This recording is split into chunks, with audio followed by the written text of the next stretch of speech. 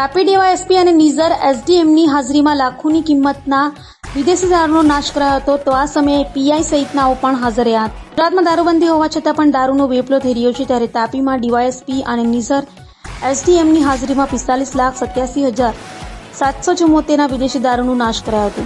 Nizar Kukarmunda Uchchhal police સ્ટેશનમાં પકડાયેલ વિદેશી દારૂનો નાશ કર્યો હતો. નિઝરના સરવાળા ખાતે આવેલ મેદાનમાં ઇંગ્લિશ દારૂની કુલ 38,907 બોટલ ઉપર આજે રોલર ફરાવી દારૂનો નાશ કરાયો હતો.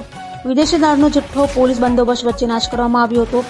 આ પ્રસંગે ડીવાયએસપી, નિઝર પ્રાંત મામલતદાર અને ત્રણેય તાલુકાના પીઆઈની હાજરીમાં દારૂનો નાશ કરાયો હતો.